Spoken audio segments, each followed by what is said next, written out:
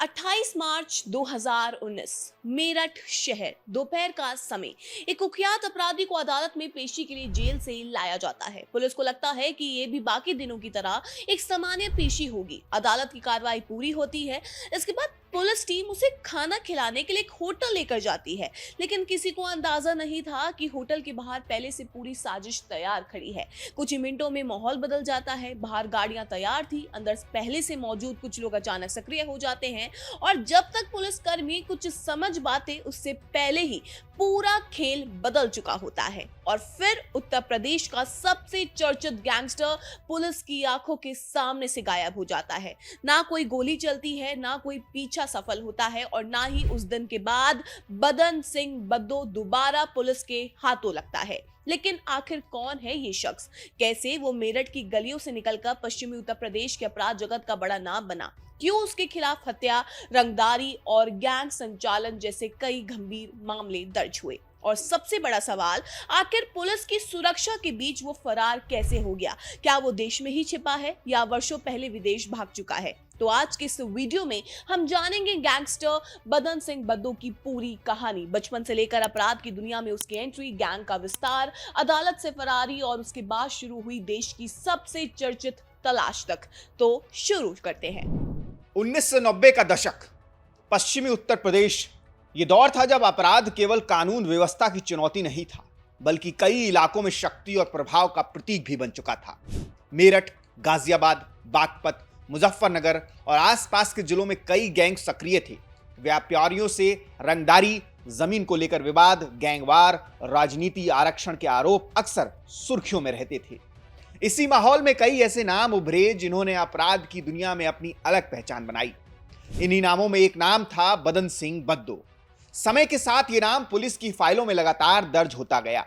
कई मामलों में उसका नाम सामने आया और पश्चिमी उत्तर प्रदेश में उसका प्रभाव बढ़ता चला गया। लेकिन हर अपराधी की तरह उसकी कहानी भी किसी गैंग से शुरू नहीं हुई थी। कभी वो भी एक सामान्य परिवार का हिस्सा था, कभी वो भी मेरठ की उन्हीं गलियों में रहता था जहां हजारों दूसरे युवक अपने भविष्य के सपने देखा करते थे। फिर ऐसा क्या हुआ कि उसकी जिंदगी की दिशा ही बदल गई? जी हाँ, बदन सिंह बद्दो की शुरुआत बहुत ही साधारण और तंगहाली से भरी थी। ये 1970 का दशक था। पंजाब के जालंधर और अमृतसर के मुदगांव से एक सिख परिवार उत्तर प्रदेश के मेरठ शहर में आकर बसा। ये वो था बद्दो का परिवार। आपको बता दें कि उसके पिता का नाम था चरण सिंह। वो पेशे से एक सीधे साधे ट्रक ड्राइवर थे। कुल 7 भाई बहनों में बदन सिंह सबसे छोटा और लाडला था।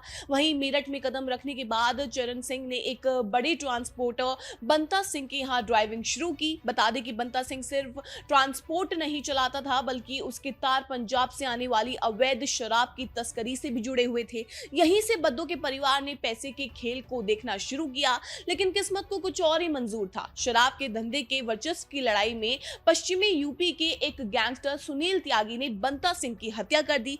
बंता सिंह की मौत के बाद ट्रांसपोर्ट का सारा पूरा काम चरण सिंह के हाथों में आ गया। धीरे धीरे परिवार की माली हालत सुधरी और बद्दो का दाखिला मेरठ के प्रतिष्ठित गुरु तेग बहादुर पब्लिक स्कूल में करवाया गया।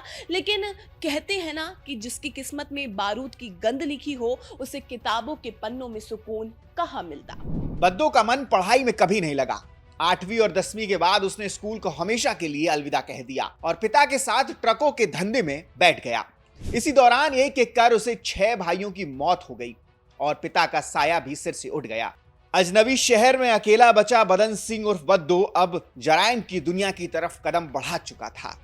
लेकिन कई अपराधियों की तरह बदन सिंह की कहानी भी अचानक शुरू नहीं हुई। ये धीरे धीरे बनी। पहले छोटे विवाद, फिर स्थानीय स्तर पर दबंगई और उसके बाद ऐसे लोगों के संपर्क जिनका अपराध जगत से संबंध था। ऐसे माहौल में एक बार जब किसी व्यक्ति की पहचान दबंग के रूप में बनने लगती है तो उसके सामने 2 रास्ते होते हैं। या तो वो सामान्य जीवन की ओर लौटे या फिर उसी पहचान को ताकत में बदलने की कोशिश करे। और बदन सिंह ने दूसरा रास्ता चुना। बता दें ये वो समय था जब मेरठ और आसपास के क्षेत्रों में कई संगठित अपराधी गिरोह सक्रिय थे। स्थानीय विवाद अक्सर गैंग वॉर का रूप ले लेते थे। जमीन वसूली और वर्चस्व की लड़ाई में नए चेहरे तेजी से शामिल हो रहे थे। इसी दौरान बदन सिंह का नाम भी पुलिस रिकॉर्ड में फिर दिखाई देने लगा। उसके खिलाफ आपराधिक मुकदमे भी दर्ज हुए। हालांकि शुरुआत में बद्दो मेरठ की गलियों में एक छोटा दबंग था। छोटी मोटी चोरियां, मारपीट और छोटे नेताओं के लिए गुटखा या अवैध काम करना उसका रोज का काम धंधा हुआ करता था। लेकिन बद्दो का दिमाग बहुत ज्यादा तेज था। वो बेहद ही शातिर और स्मार्ट तरीके से बातें किया करता था, जो बड़े अपराधियों को बड़ा पसंद आने लगा। और जल्द ही उसकी मुलाकात वेस्ट यूपी के कुख्यात अपराधियों सुनील मुंजाल, भूपेंद्र बाफर और रविंद्र भूरा से हुई। इन गैंगस्टर्स ने बद्दो को शराब की तस्करी के बड़े सिंडिकेट में उतार दिया। हरियाणा और पंजाब से आने वाली शराब की ट्रकों को फर्जी कागजात के जरिए मेरठ में खपा देना बद्दो का मुख्य काम बन चुका था। दिल्ली और हरियाणा का बॉर्डर पास होने के कारण पुलिस को चकमा देकर भागना भी उसके लिए बेहद ही आसान था। वहीं पुलिस रिकॉर्ड्स के अनुसार बदन सिंह बद्दो ने अपने प्रभाव वाले इलाकों में ऐसे लोगों को अपने साथ जोड़ा जो उसकी गतिविधियों को आगे बढ़ाने में मदद करते थे। कोई सूचना पहुंचाता, कोई पैसों का हिसाब रखता, तो कोई विरोधियों पर नजर रखता। पुलिस के अनुसार गैंग का उद्देश्य केवल आपराधिक घटनाओं को अंजाम देना नहीं था, बल्कि इलाके में ऐसा प्रभाव बनाना था कि लोग विरोध करने से पहले कई बार सोचें। धीरे धीरे उसका नाम व्यापारियों, बिल्डरों और स्थानीय कारोबारियों के बीच चर्चा का विषय बन गया। पुलिस रिकॉर्ड और मीडिया रिपोर्ट्स के अनुसार बदन सिंह बद्दो पर रंगदारी मांगने के कई आरोप लगे। व्यापारियों को धमकी भरे फोन, वसूली की कोशिश और विरोध करने वालों को डराने धमकाने जैसे आरोप समय समय पर सामने आए। इसी वजह से उसका नाम पश्चिमी उत्तर प्रदेश के उन अपराधियों में गिना जाने लगा जिनसे कारोबारी वर्ग भयभीत रहता था। हालांकि कानून की फाइलों में बद्दो का नाम पहली बार तब बड़े अक्षरों में दर्ज हुआ जब साल 1988 में मेरठ के गुदरी कबाड़ी बाजार में जमीन के विवाद को लेकर उसने राजकुमार नाम के एक शख्स के सीने में कई सारी गोलियां उतार दी। और जब पुलिस ने उसे गिरफ्तार किया तो उसके पास एक अवैध राइफल और 15 जिंदा कारतूस भी बरामद किए गए। ये बद्दो की अपराध की दुनिया में ऑफिशियल एंट्री थी। इसके बाद उसने पीछे मुड़कर नहीं देखा। फिर साल 1994 में उसने प्रकाश नाम के युवक पर गोलियां चलाई और हापुड़, गाजियाबाद, बागपत तक उसका खौफ फैलने लगा। फिर साल 1995 में बदन सिंह बद्दो के आपराधिक सफर ने एक नया ही मोड़ ले लिया। इसी दौरान पश्चिमी उत्तर प्रदेश के चर्चित गैंगस्टर रविंद्र भूरा ने उसे अपने गिरोह में भी शामिल कर लिया। इस गठजोड़ के बाद बद्दो का प्रभाव तेजी से बढ़ने लगा। पुलिस रिकॉर्ड और मीडिया रिपोर्ट्स के अनुसार उसने पश्चिमी उत्तर प्रदेश में चोरी की कई गाड़ियों के अवैध नेटवर्क से भी खुद को जोड़ लिया। उस पर यह आरोप है कि चोरी की गई वाहनों को कटवाकर उनके पुर्जों के लेन देन के कारोबार में भी उसकी भूमिका सामने आने लगी। और फिर 10 अगस्त 1996 को मेरठ के टीपी नगर में एक ऐसी वारदात हुई जिसने बद्दो को वेस्ट यूपी का बेताज बादशाह बना दिया। दरअसल बद्दो ने मेरठ के एक प्रतिष्ठित वकील रविंद्र सिंह गुज्जर के पारिवारिक मित्र की पत्नी पर कुछ भद्दे ताने मारे थे। इस बात से नाराज होकर वकील रविंद्र गुज्जर ने सरेआम बद्दो के गाल पर एक जोरदार थप्पड़ जड़ दिया था। हालांकि ये थप्पड़ बद्दो के अहंकार पर भी बहुत बड़ी चोट थी। उसने तय कर लिया कि वो इस थप्पड़ का बदला खून से लेगा और अगले ही दिन उसने वकील रविंद्र गुज्जर की दिन दहाड़े सरेआम गोलियों से भूनकर हत्या कर दी। आपको बता दें कि यही वो इकलौता मुकदमा था जिसने आगे चलकर बद्दो की किस्मत का फैसला किया।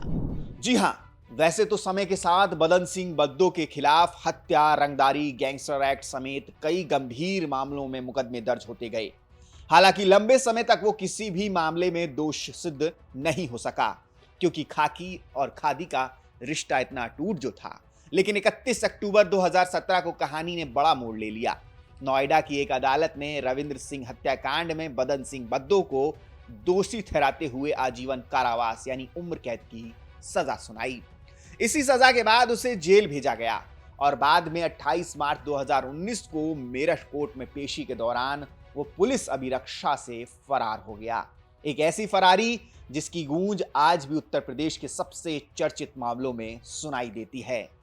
हालांकि बदन सिंह बद्दो के इस सनसनीखेज फरारी की पूरी कहानी पर भी हम विस्तार से आएंगे, लेकिन उससे पहले जरूरी है कि हम इस शख्स को थोड़ा और करीब से समझें। आपको बता दें, साल 2000 आते आते बदन सिंह कई नेताओं का फाइनेंसर भी बन चुका था। अधिकारी भी उसके काले धंधों पर हाथ डालने से बचने लगे, बल्कि सफेद पोशों के सहारे बद्दो कई टॉप अफसरों का भी खास बन चुका था। ऐसे में बद्दो लग्जरी लाइफ जीने लगा। वहीं अक्टूबर साल 2006 में बद्दो के क्रिमिनल गुरु रविंद्र भूरा की मेरठ कचहरी में गोलियों से भूनकर हत्या कर दी गई, जिसके बाद बद्दो ने मुजफ्फरनगर के सबसे बड़े और खुखार माफिया सुशील मोच का दामन थाम लिया और सुशील मूच का राइट हैंड बनते ही बद्दो ने इटालियन माफियों की तर्ज पर एक संगठित गिरोह गंगा D135 खड़ा किया। बद्दो ने मूच के कहने पर ही दिल्ली से उत्तराखंड तक जमीनों पर कब्जे करने शुरू कर दिए, लोगों से रंगदारी मांगी और हत्या तक करवाई। ऐसे में पश्चिमी यूपी के बड़े गैंगस्टर संजीव जीवा, भूपेंद्र बाफर,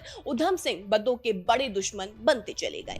वहीं इसके बाद साल 2011 में उसने जिला पंचायत सदस्य संजय गुज्जर की हत्या की और 2012 में सिटी केबल के अकाउंटेंट पवित्र मैत्रेय की दिन दहाड़े 10 बजे गोली मारकर हत्या कर दी, क्योंकि वो उसके केबल नेटवर्क के रास्ते में रोड़ा बन रहे थे। बता दें, अब बद्दो सिर्फ हत्यारा नहीं था, वो एक सफेदपोश बिजनेसमैन और जमीन कब्जाने वाला सिंडिकेट बन चुका था। केबल नेटवर्क के धंधे में उसने जमकर अपनी दमंगाई नहीं चलाई, वहीं बद्दो ने विवादित जमीनों के चक्कर में पड़कर बेहिसाब पैसा कमाया। वो विवादित जमीनों को खरीद लेता था और फिर कब्जा करने वाले लोगों पर यूपी पंजाब में पुलिस वालों से मिलकर FIR करा देता था। साउथ दिल्ली जैसे पॉश इलाकों में बद्दो ने इसी तरह करोड़ों रुपए की कई कोठियां खाली कराई, जिसके बाद एक ऐसे ही केस में मेरठ STF ने बद्दो को साल 2012 में गिरफ्तार किया। हालांकि साल 2012 तक बद्दो को राजनीतिक सहायता मिल चुकी थी। तत्कालीन समाजवादी पार्टी सरकार के मंत्रियों के साथ उसके गहरे संबंध थे। जी हां, इसलिए जब STF उसे लेकर मेरठ के लाल कुर्ती थाने पहुंची, वहां थानेदार से लेकर पुलिस के कई अफसर मौजूद थे। आपको बता दें कि बद्दो को देखते ही थानेदार के मुंह से एकाएक निकला, अरे बद्दो, तुम यहाँ कैसे? बद्दो देखा और मुस्कुराए चुप बैठ गया। फिर अगले दिन जब उसे कड़ी सुरक्षा के बीच मेरठ की कचहरी में पेश किया गया, तो वहां का नजारा भी हैरान करने वाला था। शहर के कई बड़े कारोबारी उसके साथ चलते दिखाई दिए और कचहरी का पूरा रास्ता जाम हो गया और फिर कुछ समय बाद इसी मामले में उसे जमानत भी मिल गई। हालांकि उस दौर में यूपी के तेज तर्रार IPS अधिकारी ब्रजलाल ने जब उसके खिलाफ शिकंजा कसा, तो बद्दो ने सेंट्रल एजेंसियों के इंटरसेप्ट में यहां तक कह दिया था कि now mister Brajlal is a sitting duck, उन पर आसानी से हमला किया जा सकता है। वहीं जमानत पर बाहर आने के बाद बद्दो का रसूख और भी खुलकर सामने आने लगा। उसने मेरठ जिला पंचायत अध्यक्ष के चुनाव में खुलकर दखल देना शुरू किया। उन दिनों हालात ऐसे थे कि वो मेरठ कलेक्ट्रेट में किसी बड़े इंडस्ट्रियलिस्ट की तरह बेखौफ घूमता था। हाथ में मोतियों की माला, चेहरे पर आत्मविश्वास और चारों तरफ समर्थकों का घेरा। उसकी मौजूदगी ही उसके बढ़ते प्रभाव और दबदबे की कहानी बयां करती थी। वैसे आपको बता दें कि बद्दो को हॉलीवुड फिल्में देखने का बेहद ही शौक था और वो खुद को किसी हॉलीवुड गॉड फादर की तरह पेश किया करता था। वो महंगी विदेशी सिगार पीता था। पुलिस के रिकॉर्ड के मुताबिक उसके पास खुद की बुलेट प्रूफ BMW और मर्सिडीज गाड़ियां थी। इतना ही नहीं, उसने अपने गुर्गों के नाम पर 8 से अधिक गाड़ियां ले रखी थी और मेरठ में किसी को भी अपनी गाड़ी बुलेट प्रूफ अगर करानी होती थी तो वो बद्दो की अंडरग्राउंड वर्कशॉप से ही संपर्क किया करता था। लेकिन कहते हैं ना, पाप का घड़ा एक ना एक दिन भरता जरूर है। दरअसल अब बदन सिंह बद्दो का नाम केवल स्थानीय थानों तक सीमित नहीं रह गया था। उसके खिलाफ दर्ज मामलों की संख्या बढ़ रही थी। हत्या, हत्या के प्रयास, रंगदारी, गैंगस्टर एक्ट, आर्म्स एक्ट और अन्य गंभीर धाराओं में मुकदमे दर्ज होने के कारण पुलिस ने उसे पश्चिमी उत्तर प्रदेश के सक्रिय गैंगस्टरों में गिनना शुरू कर दिया। स्थानीय पुलिस के साथ साथ उत्तर प्रदेश STF भी उसके नेटवर्क पर नजर रखने लगी। उसके सहयोगियों की गतिविधियों पर निगरानी बढ़ाई गई। फोन कॉल, आर्थिक लेन देन और संभावित ठिकानों की जानकारी जुटाई जाने लगी। लेकिन हर बार वो पुलिस से एक कदम आगे दिखाई देता था, जिसके बाद पुलिस ने उसके खिलाफ दर्ज मामलों की जांच तेज की। मुखबिर तंत्र सक्रिय किया गया। उसके करीबी लोगों से पूछताछ हुई।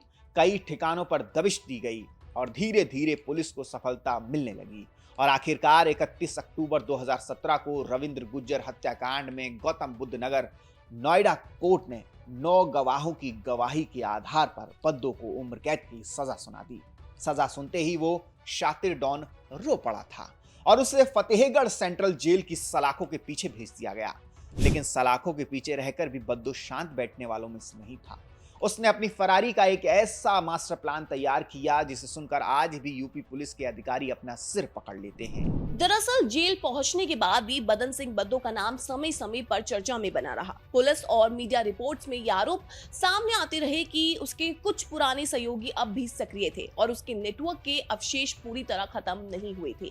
इसलिए पुलिस के लिए ये स्पष्ट था कि बदन सिंह बद्दो केवल एक कैदी नहीं था, वो एक ऐसा अपराधी था जिसके पुराने संपर्क अब भी जांच एजेंसियों के लिए चिंता का विषय थे। हालांकि बदन सिंह बद्दो की कहानी में सबसे बड़ा मोड़ 28 मार्च 2019 को आया।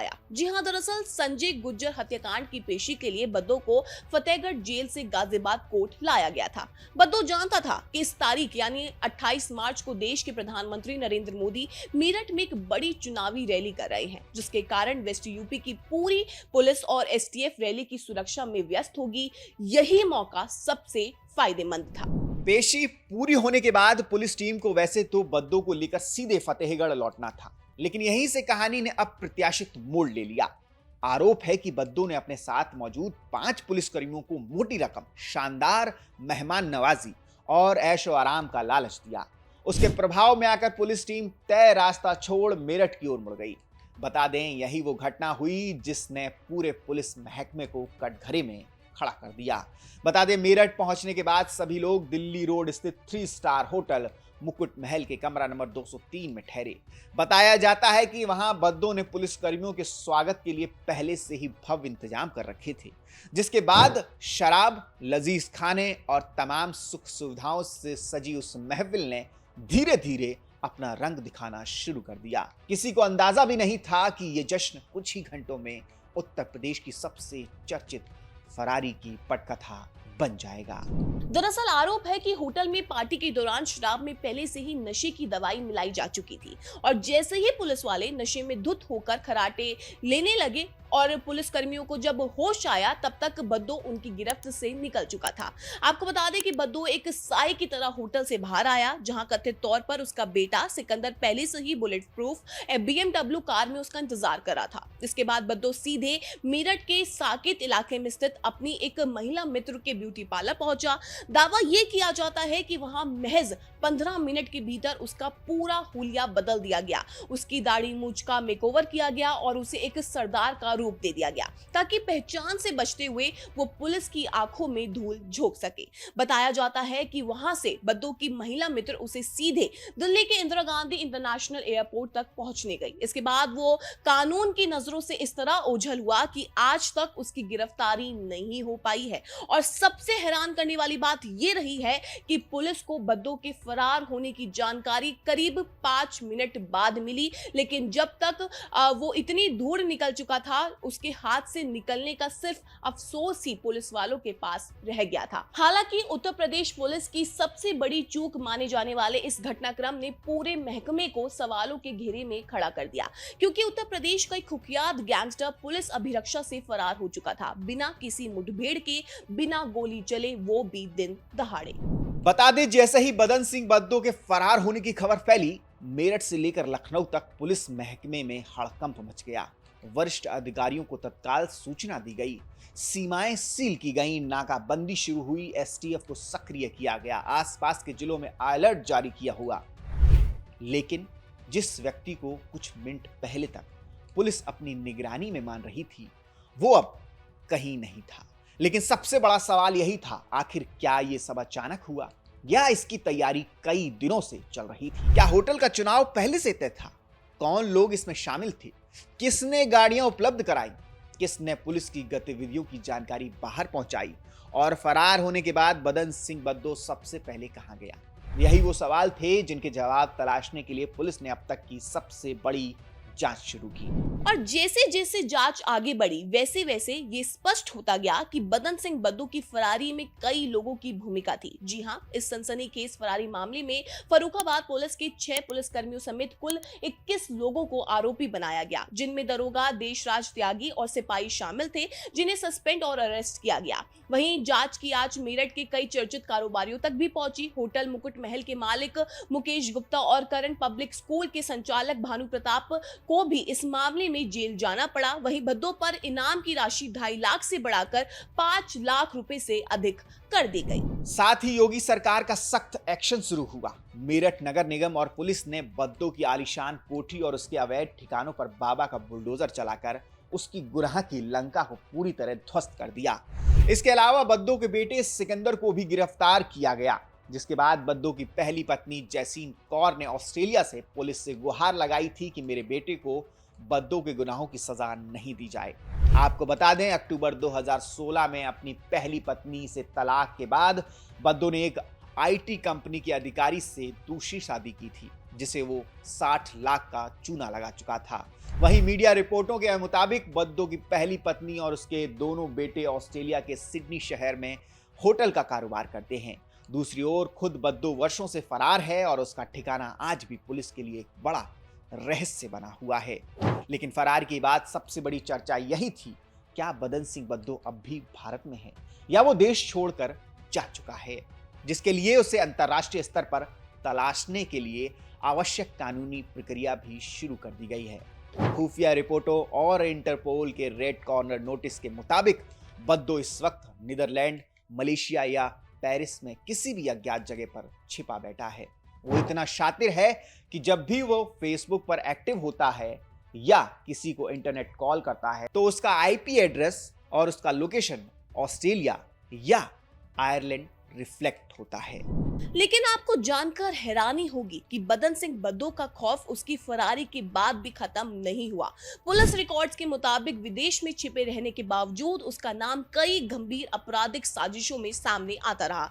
हद तो तब हो गई जब जून 2023 में लखनऊ कोर्ट परिसर के भीतर कुख्यात गैंगस्टर संजीव माहेश्वरी उर्फ जीवा की दिन दहाड़े गोली मारकर हत्या कर दी गई, जिसके बाद जांच के दौरान पुलिस ने शूटर विजय यादव उर्फ आनंद यादव को गिरफ्तार किया। लेकिन जब लखनऊ पुलिस ने इस हत्याकांड में अपनी चार्जशीट अदालत में दाखिल की तो उसमें किए गए दावे काफी ज्यादा चौंकाने वाले थे, क्योंकि चार्जशीट के अनुसार संजीव जीवा की हत्या के लिए 50 लाख रुपए की सुपारी कथित तौर पर विदेश में बैठे बदन सिंह बद्दो ने नेपाल के रास्ते शूटर विजय यादव तक पहुंचाई थी। पुलिस का दावा था कि फरार होने के वर्षों बाद भी बद्दो पर्दे के पीछे रहकर अपने नेटवर्क के जरिए बड़े आपराधिक साजिशों को अंजाम दिलाने की कोशिशें कर रहा था।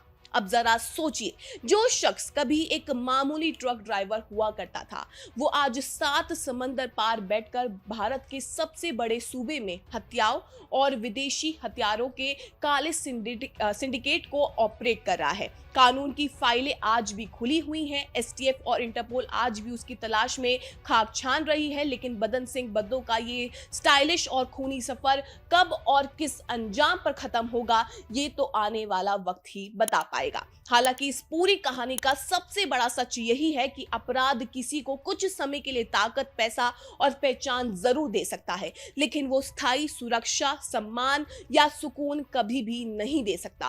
कानून से बचने की कोशिश वर्षों तक चल सकती है, लेकिन फरारी भी अपने आप में एक सजा ही बन जाती है। एक ऐसी जिंदगी जिसमें हर दस्तक पर शक हो, हर चेहरे पर डर हो और हर दिन पकड़े जाने की आशंका। यही वजह है कि इतिहास में जितने भी बड़े अपराधियों के नाम दर्ज हैं, उनकी कहानियां एक ही संदेश देती है, अपराध का रास्ता कभी मंजिल तक नहीं पहुंचता। Crime never pays. तो दोस्तों, ये थी यूपी के सबसे बड़े शातिर डॉन बदन सिंह बद्दो की पूरी इनसाइड स्टोरी। आपको क्या लगता है कि क्या कानून के हाथ कभी इस विदेशी डॉन के गिरबान तक पहुंच पाएंगे? अपनी राय कमेंट बॉक्स में हमें जरूर साझा करें। बाकी अगर आपको वीडियो इंफॉर्मेटिव और थ्रिलिंग लगी हो तो चैनल को सब्सक्राइब करना और वीडियो को लाइक शेयर करना बिल्कुल ना भूलें। मिलते हैं आपसे अगली वीडियो में, तब तक के लिए देखते रहिए द लोकसभा।